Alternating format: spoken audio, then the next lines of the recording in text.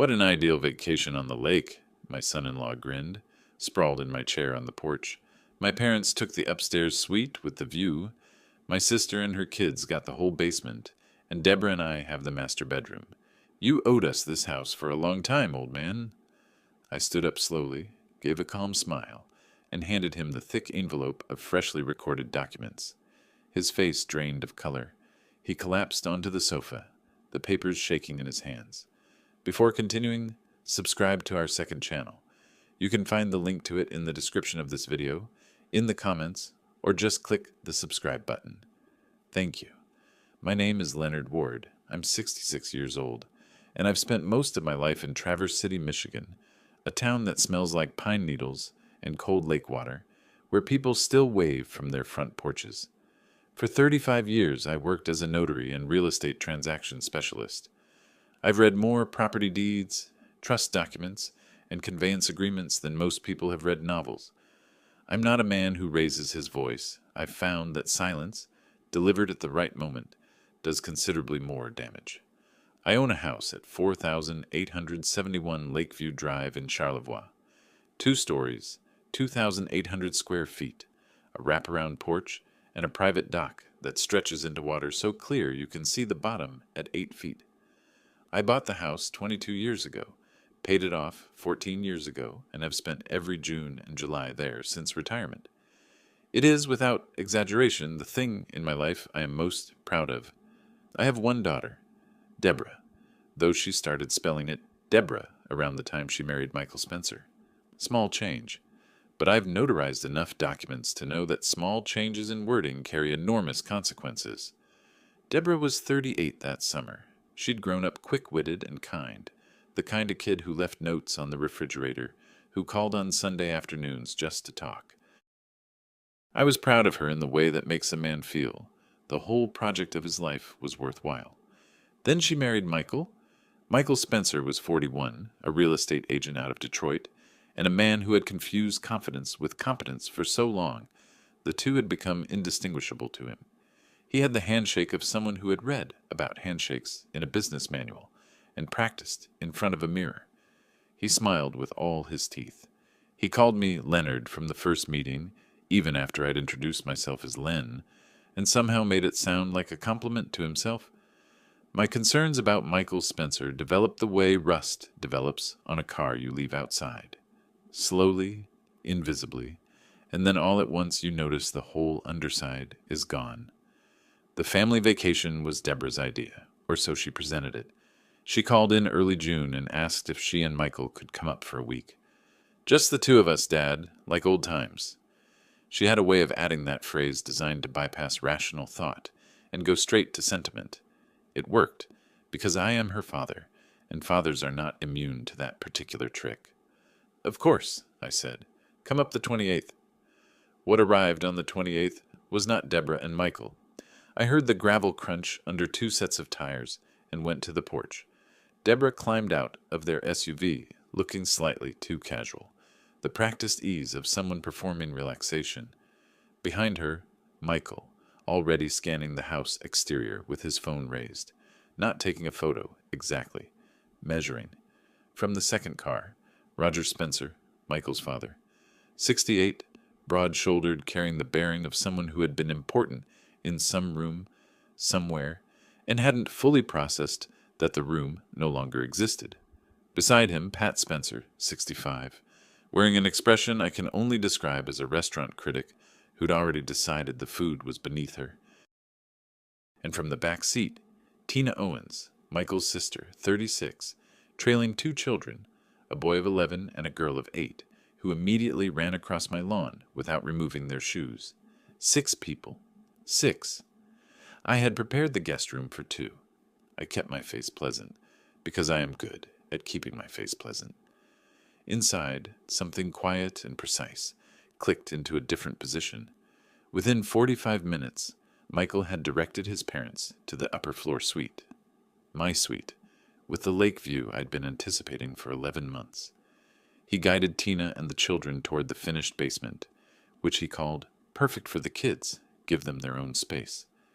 He and Deborah took my main bedroom. When Deborah passed me in the hallway, I was carrying towels to the basement, because apparently that was now my function. She squeezed my arm and said, "Thank you, Dad. This means so much." Her smile was warm. Her eyes didn't quite match. I was given the guest room, the smallest room in my own house. I set my reading glasses on the nightstand and sat on the edge of the unfamiliar bed. A man who spent 35 years in legal documents understands one fundamental truth. Possession without documentation is just a temporary condition. I filed that thought away. Dinner was loud in the way that conceals rather than communicates. Roger told a property investment story from the 90s that outlasted 2 courses. Pat examined my kitchen cabinets between bites. Tina's children knocked over a glass, and no one apologized. Michael opened a bottle of wine he'd brought. He made a point of mentioning he'd brought it, as though this balanced some invisible ledger, and raised his glass from the head of my table, in my chair, which he'd taken without comment. "To the lake house," he said with a smile I'd already catalogued under "watch carefully." "What a place. Honestly, Leonard, a property like this just sitting here. We could do so much with it." The table went briefly quiet, in the way tables do when something has been said that is slightly too much. I looked at him across the rim of my water glass, and smiled the way I smile when I am taking very careful notes. "We'll see," I said. I lay awake that first night, listening to my house breathe, around other people's sleep. Through the ceiling, Roger's footsteps, the creak of a chair he'd moved to face the lake. Through the floor, Tina's voice, carrying the authority of someone declaring all nearby territory hers. Down the hall, silence from Deborah and Michael's room. My room. The guest bed was too soft. I'd bought it specifically because it was soft. Guests appreciate that. It had seemed like thoughtful hospitality at the time. Now it felt like the setup for a joke I hadn't understood yet. I went back to the beginning, the way I always do when something needs untangling. When Deborah was 16, just the 2 of us spent a long weekend at the lake. We fished at dawn, ate sandwiches on the porch, watched the sun drop behind the tree line with the patience that lakes teach. Between chapters of a mystery novel, she'd look up and ask about my work, about contracts, about why property law mattered. "Because a house is just wood and glass until someone signs a piece of paper," I'd told her. "The paper is what makes it real." She'd laughed and called me a romantic. I told her she wasn't wrong. That daughter I would have given this house to without hesitation. The woman sleeping down the hall was related to her. By the second day, any pretense had dissolved. Roger moved the teak furniture on my porch. 2 chairs and a side table I'd spent 2 hours arranging precisely where I wanted them, without asking, without mentioning it. I discovered it when I came out with my morning coffee and stood looking at my rearranged deck like a man who's walked into his kitchen and found the walls a different color. "Hope that's okay," Roger said from the chair now positioned to claim maximum lake view. His tone suggested okay was a formality, not a question. "Fine," I said. Pat spent the morning opening my kitchen cabinets one by one, examining the contents, closing them. She found my cast-iron pans, a collection built over 20 years, and lifted the largest with a frown. "You know they make non-stick now, much easier to clean." "I prefer these," I said. She set it back with the courtesy of someone returning an object to a place she intends to remove it from later. Tina installed a baby gate at the top of the basement stairs by the second morning. A baby gate, blocking access to my basement. Her children were 8 and 11 years old. "Just so they don't fall," she said brightly. I went to the dock and sat with my fishing rod and thought. The calculation was not complicated. Michael knew what this house was worth. $680,000 at current Charlevoix comps, probably climbing. He knew I was 66 and alone. He believed, and this was his central error, that I was the kind of man who let things happen to him. What he didn't know was that I had spent 35 years on the other side of that equation. Then I remembered something that gave me pause. A letter. A document I'd signed with Deborah about 3 years prior. Casual, friendly, the kind of paper that seems harmless until someone with a law degree decides it isn't. An expression of intent. Nothing notarized, nothing formal. But language has a way of meaning more than people expect when they don't pay attention to what they're signing. On the 3rd afternoon, I got my answer about what Michael intended. He was on the porch, phone to his ear, voice low but not low enough. I was inside, near the open screen door, very still. A good notary learns early that silence is the best recording device. Lakefront, yeah. Charlevoix. No, the old man's cooperative. He won't be an issue. I'm thinking we list it before October. Beat the winter drop-off. I set my coffee mug on the counter, slid my jacket off the hook, and went out through the kitchen exit. The drive into town takes 11 minutes. I parked on Bridge Street and walked to the Crow's Nest, a coffee place near the water, narrow inside, good afternoon light, the kind of place that minds its own business. I ordered a black coffee, found a corner table, and called Angela Morris. Angela is a real estate attorney with an office on Howard Street in Petoskey. I'd used her once before during the purchase of this house and found her to be exactly what a good attorney should be. Direct, thorough, and constitutionally uninterested in what you want to hear. I explained the situation, the house, the letter, Michael.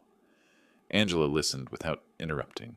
The letter probably isn't binding. No consideration, no notarization, no specific terms, she said, but a clever attorney could introduce it as evidence of intent. Michael works with clever attorneys, I said. I assumed. A pause. There's a window here, Leonard, but I need to see that letter. There's also something else we should discuss. A document type you may not have fully utilized. Can you come in? Tomorrow morning, I said. 8 o'clock. Bring everything you have on the property. I drove back to Lakeview Drive. When I walked through the door, Roger was in my reading chair, watching a game show on my television. Good drive, he said, not looking up. Productive, I said. In my room, I pulled the accordion file from the bottom of my travel bag. Old habit. Inside, the deed, the original trust documents, and the letter. The letter Deborah had brought me over coffee 3 years ago, smiling that smile, asking about Dad's plans for the future. Vague language, hopeful language, the language of a father who was trying to be reassuring. It would need to be corrected. That evening, Michael was expansive at dinner, the good mood of a man executing a plan he believes is ahead of schedule. He talked about opportunities, practical thinking, making things work for everyone. He glanced at me occasionally with the measured warmth of someone keeping a mark comfortable. I ate and listened and nodded in the right places.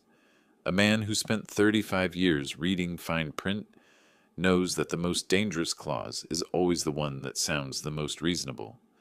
I was already thinking about how to write a better one. Angela Morris's office on Howard Street in Petoskey occupied the second floor of a building that had once been a hardware store. She had framed certificates on the wall, a desk so organized it looked punitive, and the manner of someone who charged by the hour and wanted you to know it. I laid the letter on her desk. She read it without touching it, the way a doctor examines something unpleasant, and looked up over her reading glasses. When did you sign this? About 3 years back. Deborah came to visit. We had coffee. She said she'd been thinking about the property and had written something down, just so we'd be on the same page. I paused. It seemed harmless at the time. It is harmless, mostly. No consideration stated, no timeline, no notarization. A court wouldn't enforce it as a deed or a contract. She set down her pen. But it's a written record in which you expressed openness to transferring the property. A creative attorney could use it to argue you'd already decided to give her the house, and later changed your mind, that the trust was created in bad faith to circumvent that agreement. Michael Spencer works with creative attorneys, I assumed. She pulled a legal pad toward her. Here's what we do.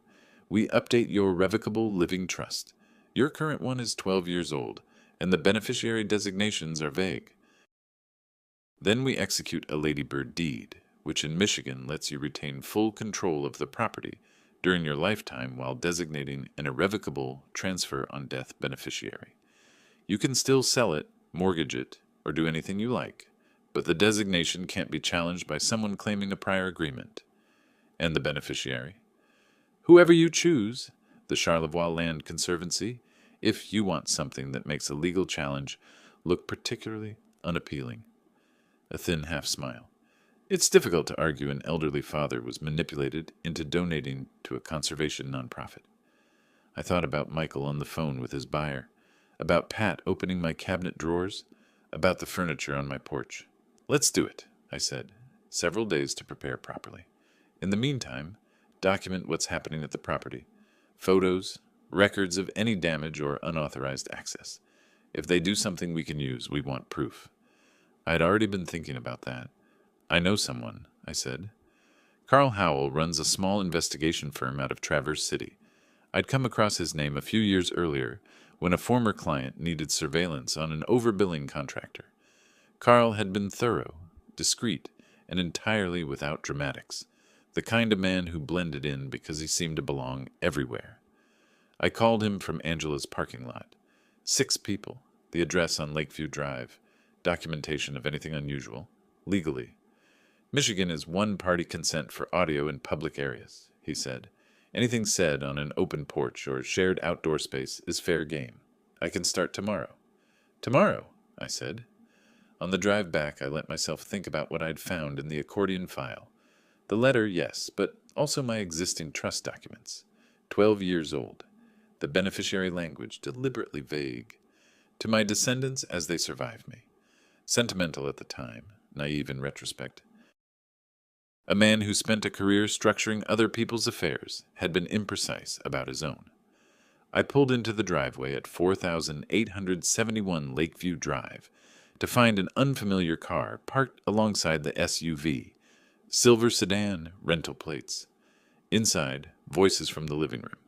Michael's, warm and expansive in the register he used when selling. And another voice, male, unfamiliar, asking about square footage. I walked through the front door. Michael was in my living room with a man I'd never seen. Mid-40s, polo shirt, the alert eyes of someone calculating. Leonard, this is Craig, old college friend, up from Grand Rapids for the day. Craig extended his hand. I shook it. He had the look of someone who'd been told this was a social call and was revising that understanding. Nice place, he said carefully. It is, I agreed. It's my place. A pause, 1 beat, too long. Then Craig said he should get going and was out the door in 4 minutes. Michael watched the car back out with the expression of a man recalculating. Old college friend, I said, not a question. Like I said. His smile stayed in place, but the wattage had dropped. Of course, I said, and went to my room. That evening I went to my study, the small room off the kitchen where I keep my files, and the 1920s Seth Thomas mantel clock I'd been restoring for 3 months. The clock had been moved 6 inches to the left. The cabinet door where I keep the winding key was ajar in a way I never leave it. I stood in the doorway for a long moment.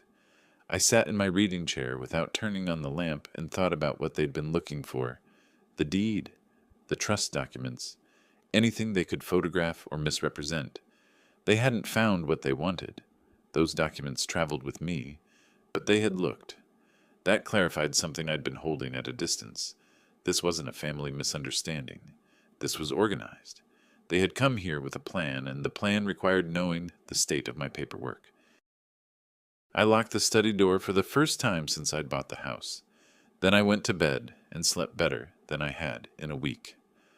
Carl Howell arrived the following morning in an unremarkable gray sedan. I met him at the end of the driveway, gave him the layout, main floor, upper suite, basement, dock, detached shed, and he was gone. Within the hour I spotted him once, parked past the neighboring property with a sightline to the dock. After that, I didn't spot him at all. That was the point. I went inside and made myself useful at being invisible. The thing about a well-executed plan is that the people it targets rarely notice it forming. Michael was on the back porch, phone in hand, the posture of a man waiting for a call. Roger had taken the kayak from the dock rack, without asking, and was out on the water with the confidence of someone who owns the lake. Pat was in the kitchen explaining to the cabinets that the layout didn't flow. Tina's voice carried through the basement floor. My house was being operated by other people, and none of them found this remarkable. There was a rhythm to what they were doing. Roger moved through the property like a man taking inventory, stopping at the shed, walking the perimeter of the dock, pacing the side yard with measured strides. Michael did the same inside, more carefully with a small notebook, pausing in doorways. I sat on the narrow north-facing porch that nobody had claimed. no direct sun, therefore not interesting, drank my coffee, and watched. Carl called on the third afternoon. The man with the notebook was in the shed this morning with a tape measure. Documented. The older gentleman, Roger Spencer, removed your padlock from the shed 2 days ago and replaced it with his own. I kept my voice even. And the boat? Tina Owens photographed it yesterday and again this morning. I caught audio of a phone call she made from the dock. She quoted someone $1,200 and gave your address. My aluminum fishing boat, 17 years old, not worth $1,200 to anyone except me, because I knew where the base ran in the South Channel, and the boat knew how to get there. Tina was selling it from my dock while I was 50 feet away in the guest room. I noted that I was not angry. I was interested. There is a difference, and it matters. Keep documenting, I said. Everything. The next morning I drove to Petoskey. Angela had the documents laid out in order. The updated revocable living trust, 6 pages. The Lady Bird deed, 4 pages. The language was precise and without ambiguity. The beneficiary named in both was the Charlevoix Land Conservancy, a registered Michigan nonprofit preserving natural shoreline in the Great Lakes region. I read each clause the way I used to read every deed that came across my desk for 35 years, looking for the gap, the ambiguity, the sentence that means something different at 2 a.m. than it did at noon. I found nothing. Angela's work was clean. I signed, she notarized, 3 certified copies. I'll file with the county register tomorrow morning, she said. Once recorded, it's public. Anyone doing the title search will find it immediately. Good, I said. The drive back felt different from the drive out. When I pulled into the driveway, Deborah was on the front steps with a glass of iced tea, and the expression she used when she wanted to seem casual and wasn't. You were gone a while, she said. Errands. She watched me come up the steps. Dad, you seem different lately, like you're somewhere else even when you're here. Is everything okay? For a moment, I saw the daughter I'd raised, the one who noticed things and said them plainly. But the woman on the steps was deployed here for a reason, and the reason was not concerned for my well-being. I'm fine, I said. Just enjoying the lake. She smiled, and something crossed her face too quickly. Relief or frustration, I couldn't say. Good, she said. Okay. Michael was at the kitchen table with his notebook open. He closed it when I came in. Smooth, unhurried, like a man doing nothing of interest. How's the town? He said. Quiet, I said. In my room, I placed the accordion file in the bottom of my bag. 3 certified copies. The Lady Bird deed recorded in the county system. The trust properly updated. Every beneficiary designation exactly as I intended. That evening, Carl sent me a photograph by text. Michael at the kitchen table, bent over his phone. In the background, barely visible, the corner of an online listing. A boat? My boat. Below the photo, Carl had typed 2 words, listed tonight. I set the phone on the nightstand. Outside, the lake was going dark in the specific way it does when the sky stays light a little longer than the water, a narrow seam of luminance between 2 kinds of dark. Michael Spencer was about to go looking for my title documents in the county register. When he found them, he would see a Lady Bird deed with 1 beneficiary, and it would not be his wife. I turned off the lamp. Some people, when they think they're hunting, don't notice when the situation reverses. They keep moving because they've decided the outcome, and they're just executing the steps. That certainty is not a strength, it's a blind spot. 2 days after Carl sent me the photo of the boat listing, I was sitting on the north porch with a cup of coffee and a detective novel I wasn't really reading when Michael came through the screen door and dropped into the chair across from me. He had the deliberate casualness of a man who had rehearsed an approach. Leonard, he said, I've been thinking we should talk. Really talk. I turned a page I hadn't finished. All right. This situation, all of us here, the house, the future. He leaned forward, elbows on knees. I know it might seem like a lot, having us here, but Deborah loves this place, and frankly, it's a lot of property for one person. It is, I said. Mine. He smiled, the patient smile of someone managing a difficult client. Of course, but you've got to think about the practical reality. maintaining a place like this, the property taxes, the upkeep. Wouldn't it make more sense to have a plan in place? Something that works for everyone? He paused, waiting for me to ask what that plan might look like. I didn't ask. I turned another page. The thing is, Michael continued, we've actually had some conversations with interested parties. Not commitments, just conversations. The lakefront market is moving fast. A property like this, positioned right, could go to the right buyer at a number that would set you up very comfortably. I'm comfortable, I said. He studied me for a moment. I could feel him recalibrating. Leonard, you signed something with Deborah a few years ago. A letter. I'd hate for things to get complicated. I closed my book on my thumb and looked at him for the first time since he'd sat down.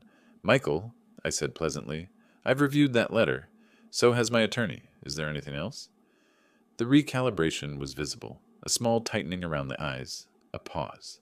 Then the smile came back, slightly reduced. No, just wanted to have a conversation. Good conversation, I said, and opened my book again. He went inside. I listened to his footsteps cross the kitchen. I gave it 10 seconds, then set the book down and allowed myself to smile at the lake. That Saturday evening, 2 weeks into the visit that was supposed to have lasted one, the dinner on the back terrace was Roger's idea. He announced it at noon. Steaks, outdoor table. A real summer meal. He said this about my terrace, my grill, and my outdoor table as though he were hosting an event. Tina's children ran through the yard. Pat supervised from a chair she had claimed as permanently hers. I grilled. Nobody offered to help. Nobody offered to pay for the steaks. At one point, Roger wandered over, observed me flipping the meat, and said the heat was probably too high. I turned it down 2 degrees so he would feel heard. We sat down as the sun angled low across the water. The lake was the color of hammered bronze. It was, I'll grant you, a beautiful evening, the kind of evening that might have been genuinely pleasant under different circumstances. Michael was at the head of the table, my table. He poured wine from a bottle Deborah had bought with my credit card 3 days ago, which I had noticed and filed away, and stood up. I'd like to say something, he announced. Deborah smiled at him. Pat looked expectant. Roger straightened in his chair. Tina shushed her children with a look. Michael lifted his glass. What an ideal vacation on the lake. He said it with real warmth, looking around at the house, the water, the dock, the shed, the kayak. Everything I owned. My parents in the suite upstairs, my sister and her kids with the whole basement. We've really settled in. He let that land. Then his eyes moved to me. Leonard, you've owed us this house for a long time. Honestly, we've found a buyer. $720,000. After what Deborah is owed, your share comes to nothing. Sign the quitclaim deed by end of month, or we file suit on the basis of that letter you signed 3 years ago. He set down his glass, one way or the other. The table was very quiet. I could hear the lake behind me. I sat for a moment, then I stood. I reached into the inside pocket of my jacket, the jacket I'd worn specifically because it has an inside pocket, which I'd put on at 4 that afternoon for exactly this reason, and removed an envelope. I placed it on the table in front of Michael. I did not say anything. He looked at the envelope, then at me, then back at the envelope. He picked it up with the hands of a man who still believed this was under control, opened the flap, and pulled out the papers. It took him 14 seconds to read the first page. I counted. His face went through several things in a short time. First, concentration, then a small frown of confusion, then something that might have been called the look of a man who reaches for a doorknob and finds the door is not there. He sat down. He sat down the way a marionette sits when the strings go slack. Not dramatically, just completely, onto the sofa cushion behind him, the papers still in his hands. "What is this?" he said. It wasn't quite a question. "Certified copies," I said. "Revocable Living Trust. Updated and recorded with the Charlevoix County Register of Deeds 9 days ago. Lady Bird deed, recorded the same morning. The beneficiary in both documents is the Charlevoix Land Conservancy." I picked up my fork. "The steaks are getting cold." Deborah snatched the papers from Michael's hands.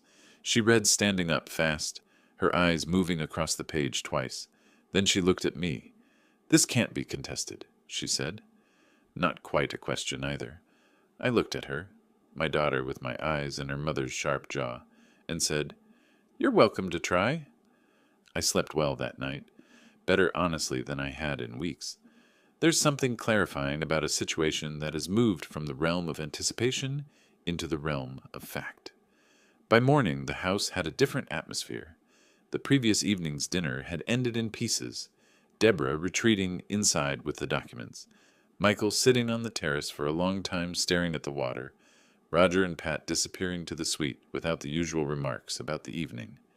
Tina put her children to bed early, and I didn't hear her voice again until the following day. I made coffee, took it to the north porch, and waited. Michael appeared mid-morning, moving through the kitchen with his phone already at his ear. Through the screen, I caught fragments. "Mark, yeah, I need you to look at something this morning. Lady Bird deed, Michigan. Yeah, it's recorded." Mark, I presumed, was his attorney in Detroit. I went back to my coffee. An hour later, Michael came to the north porch with his composed face on, the professional face, not quite as convincing as 2 weeks ago. "I spoke with my attorney," he said. "Mark reviewed the documents. The Lady Bird deed is properly executed. The trust update is clean." He looked at the lake. "He also says the letter of intent doesn't hold up against a properly recorded instrument." "Your attorney is thorough," I said. "He also says we can challenge on undue influence, that you signed under pressure, not of sound mind." "Michael, the trust was drafted by Angela Morris, reviewed by me for 2 hours, signed in her presence with a witness, and recorded at the county office the following morning. There's a notarial seal on every page." I lifted my coffee. "Think carefully about that challenge." Something moved behind his eyes. He went inside. 2 days after the terrace dinner, Angela called. "I've sent the notice to quit," she said. "Formal notice to all 6 occupants. Certified mail, hand delivery by courier this morning, and a copy slid under the front door. They have 48 hours to vacate voluntarily. Michael is planning to file a challenge. Undue influence. Let him. We have a signed letter from your physician confirming your cognitive capacity 2 weeks before the trust execution. We have the notary seal, the witness, the county record. An undue influence claim requires evidence of pressure and diminished capacity. He has neither." A pause. "However, there will be a preliminary hearing. Expect that within 2 to 3 weeks." She paused again. "Leonard, have you spoken to Carl today?" "Not today." "Call him," she said. I called Carl from the driveway. "The boat sold," he said. "Yesterday evening. Buyer came to the property, loaded it on a trailer, drove away. I documented the transaction, video of the buyer, partial plate on the trailer. Tina Owens accepting payment in cash. A beat. $950. She counted it on your dock. $950. For a boat she didn't own, sold from a dock she didn't own, to a stranger who loaded it onto a trailer and drove it away while I was reading in the guest room of my own house. I stood in the driveway looking at the lake for a moment. "Send everything to Angela Morris," I said. "Today." "Already sent," Carl said. Inside, Michael was at the kitchen table with his phone. He looked up when I came in. The professional composure was still in place, but it had the quality now of something maintained rather than natural. I walked to the refrigerator, poured a glass of water, and looked at him over the rim. "I notice the boat is gone from the dock," I said. His jaw tightened very slightly. "Tina mentioned she arranged something." "She did," I said. "My attorney also mentioned it. Interesting thing about personal property in Michigan.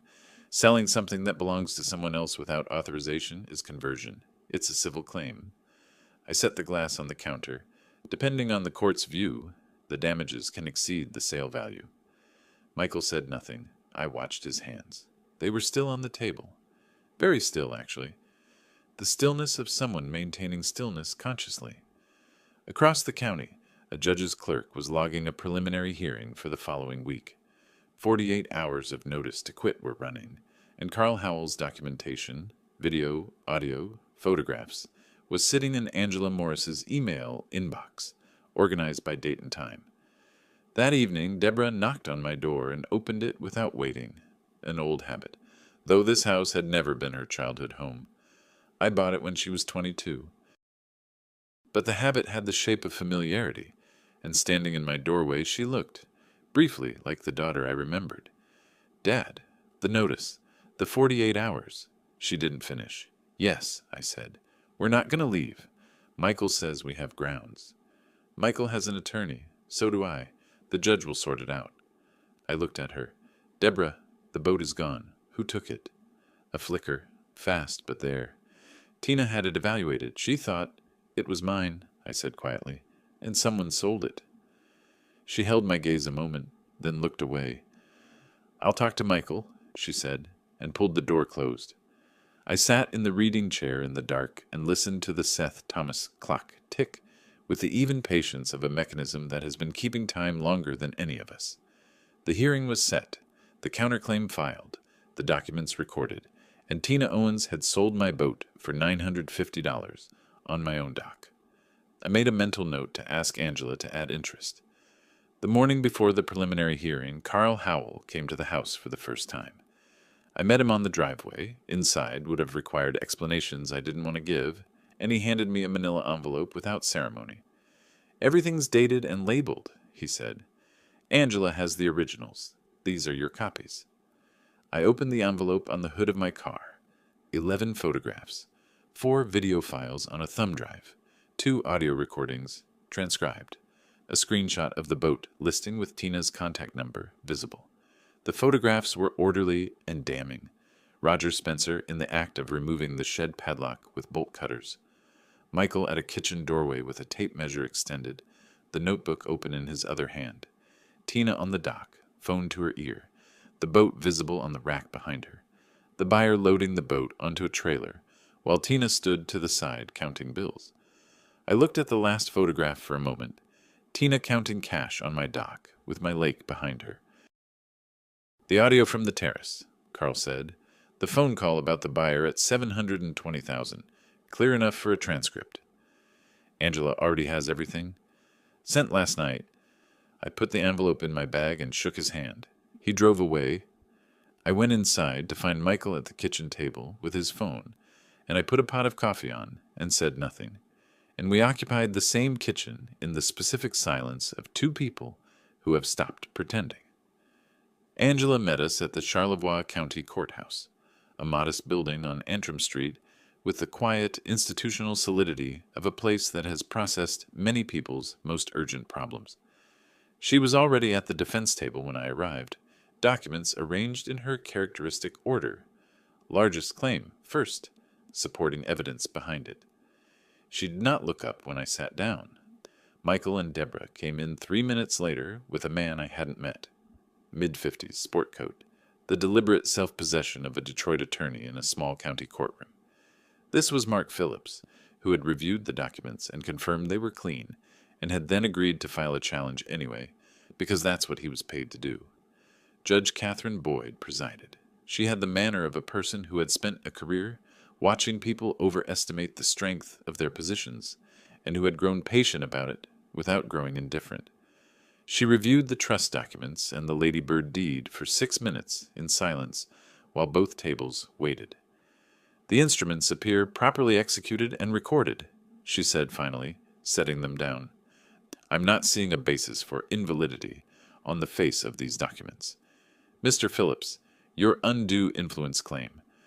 What evidence are you prepared to offer? Phillips stood. Your Honor, we contend that, Mr. Ward was under significant family pressure at the time of signing, and that the choice of beneficiary, a conservation nonprofit, represents a departure from his established intentions, as evidenced by a letter of intent signed with his daughter 3 years prior. Judge Boyd looked at Angela. Angela stood. The letter of intent is unnotarized, contains no specific consideration, no timeline, and no legal description of the property. It's a conversational document. Mr. Ward's physician certified his cognitive capacity 14 days before the trust was executed. The notarial seal on the Lady Bird deed carries a date, a county stamp, and a witness signature. There is no evidence of pressure. Mr. Ward attended the signing alone, by appointment. The judge looked at Phillips again. Is there additional evidence of undue influence beyond the letter? We believe discovery would produce. I'm not granting discovery on an undue influence claim without threshold evidence. Judge Boyd made a note. The petition to invalidate the trust is denied. The Lady Bird deed stands. She set her pen down. Now, I understand there are counterclaims. Angela laid out the conversion claim in 4 minutes.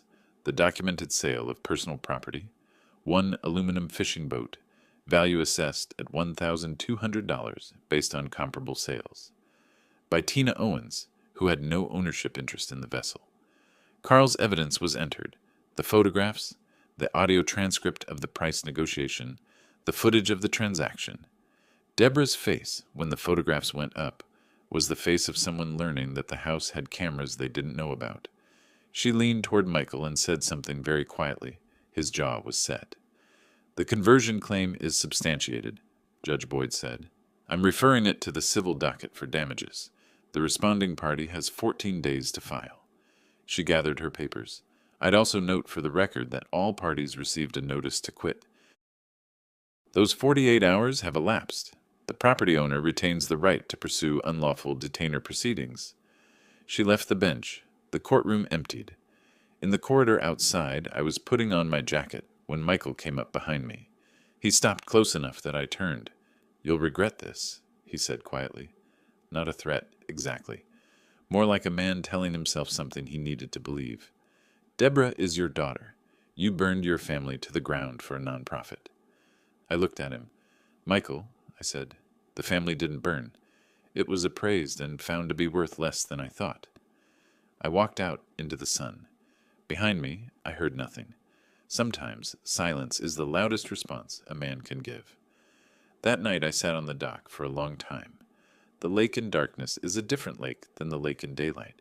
During the day, it's beautiful in a way that demands attention. At night, it simply exists. Black water, the occasional sound of something moving far out, the dockboards warm from the sun and cooling slowly under me. I thought about Deborah, not the Deborah who had come here with a plan, not the woman who had offered me a deal. We'll leave if you drop the lawsuit and sign away any recourse. But the 16-year-old who had asked me why property law mattered and listened carefully to the answer. I thought about the specific way she had looked at me in the courtroom when the photographs appeared. Not guilt, exactly. Something more complicated. The look of someone who has been operating inside a version of reality and has just seen evidence of a different one. I'm not a man who mistakes clarity for happiness. Winning a legal argument is not the same as resolving what it was an argument about. I sat on the dock until the air went cold off the water. Then I went inside. Deborah came to my door the next morning. She knocked this time and waited. Come in, I said. She stood in the doorway, not entering, not quite leaving.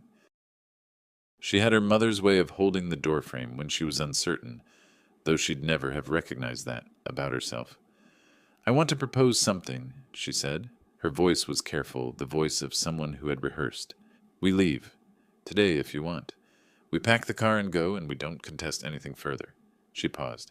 In exchange, you drop the conversion claim against Tina, and you sign a release saying you won't pursue us for the... She stopped, recalibrated. For any expenses incurred during the stay. What expenses? She looked at the wall briefly. Groceries, some charges. About $4,300. I let that settle for a moment. $4,300. Charged to my accounts without my knowledge or authorization over the course of 3 weeks, while they occupied my house and sold my boat and searched my study. Show me the itemization, I said. Dad. The itemized list, Deborah. Every charge. She looked at me, and something shifted in her expression, not toward warmth, not toward remorse, but toward a clearer recognition of who she was talking to. Her father, who had spent 35 years reading documents, who had reviewed every line of the trust before signing it, who did not sign things without reading them. I'll have to ask Michael, she said. Then ask Michael, I said, and while you're at it, ask him whether his attorney explained what the damages on a conversion claim look like when the court also finds the party charged additional unauthorized expenses. I paused. The answer, in case Mark didn't cover it, is that Michigan courts consider a pattern of conduct. She left without another word.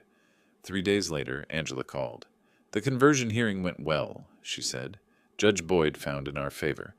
Tina Owens owes $950, the sale price, plus $2,850 in statutory damages. The court found the sale deliberate and without legitimate claim of authority. A pause. Michael's challenge to the trust is dead. He has no further legal avenue on the property. And the unauthorized charges? I've sent a demand letter. 14 days to respond before we file a separate civil action. Her voice had the particular flatness of someone about to deliver more news. Leonard, Roger Spencer told the deputy sheriff this morning that he intends to remain in the property.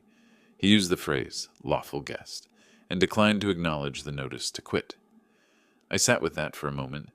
Roger Spencer, 68 years old, who had replaced my padlock and rearranged my furniture and borrowed my kayak without asking, was now claiming legal standing to remain in my house on the grounds that his son had invited him. "Deputy Kowalski?" I said. "He's already spoken with our county attorney. A writ of eviction is being prepared.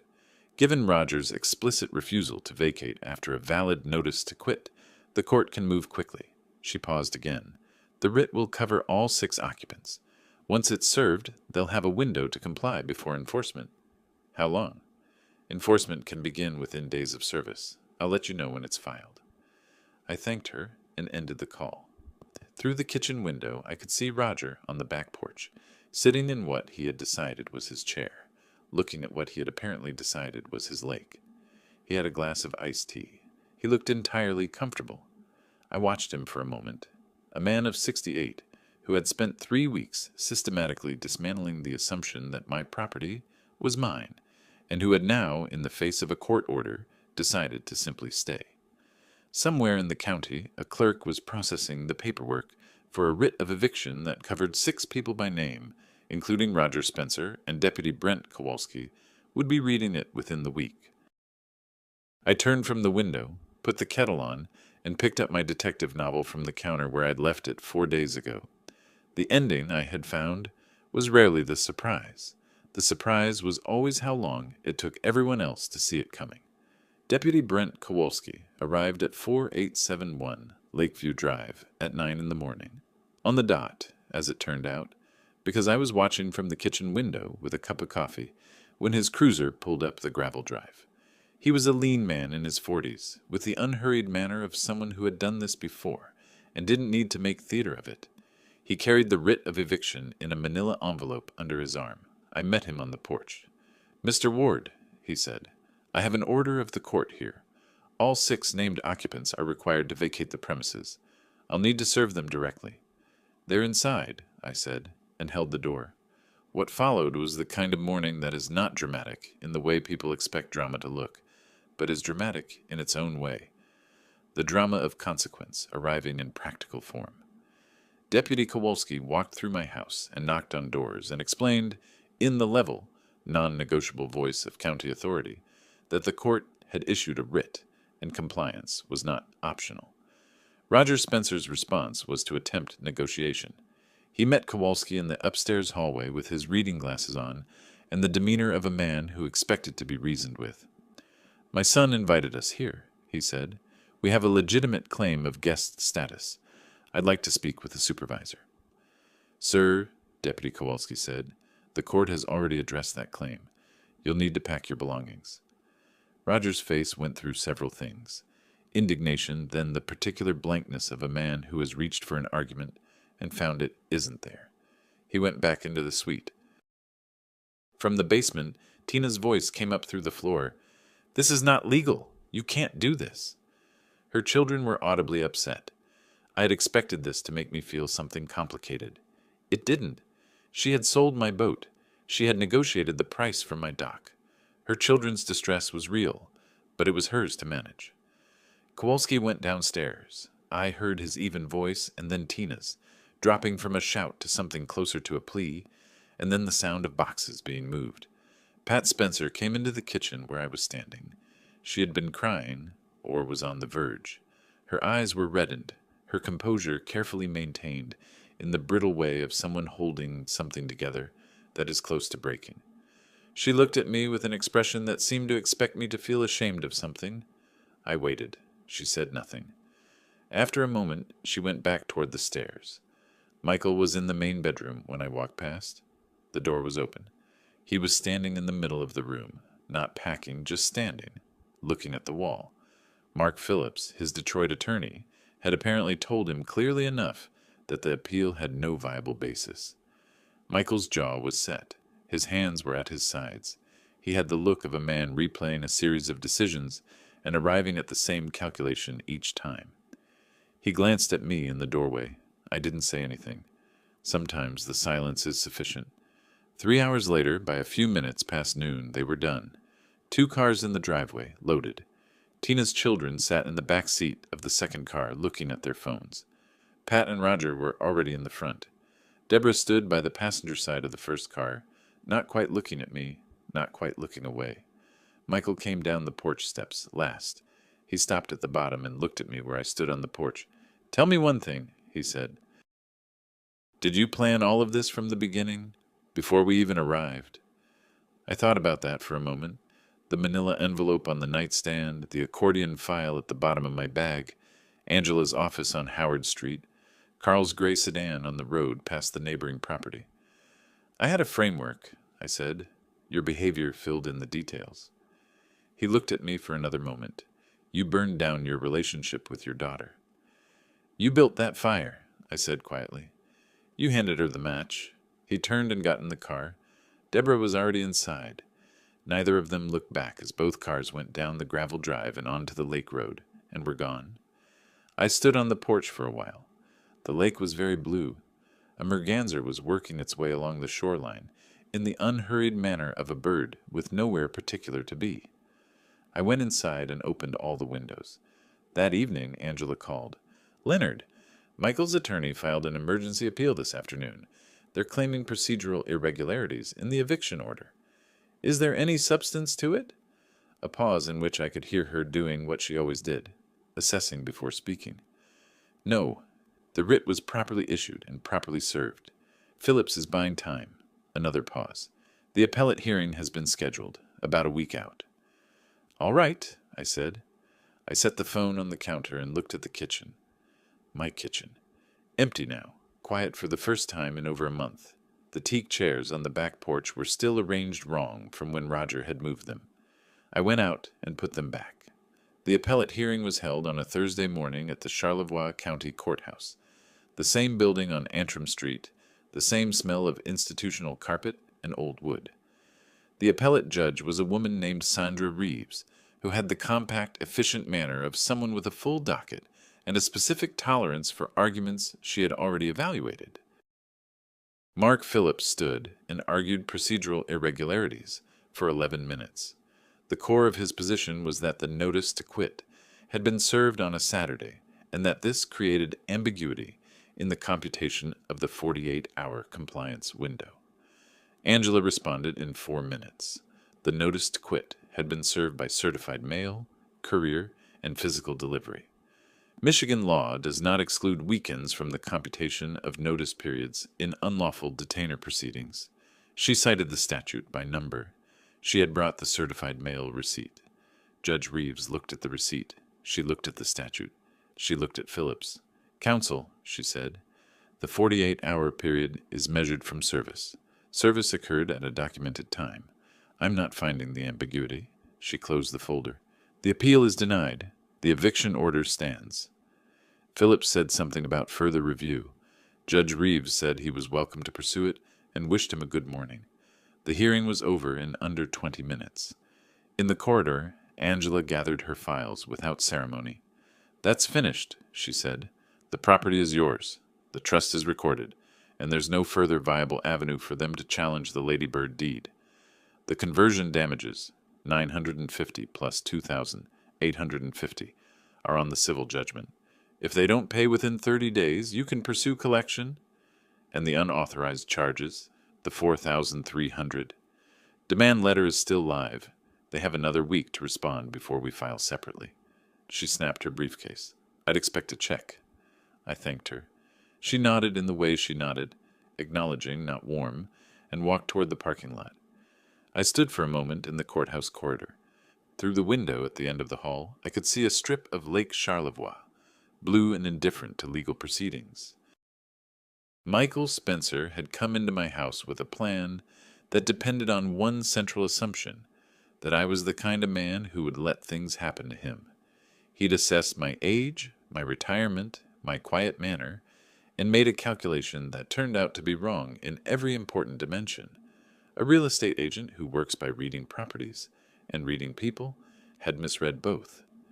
3 days later, I drove back to Lakeview Drive for a final cleanup, the basement to check, the shed padlock to replace. I parked and sat for a moment with the engine off. Early August on the lake has its own quality. The light crosses the water at a lower angle than July. The air holds the first hint that summer is a temporary arrangement. A loon called somewhere past the dock.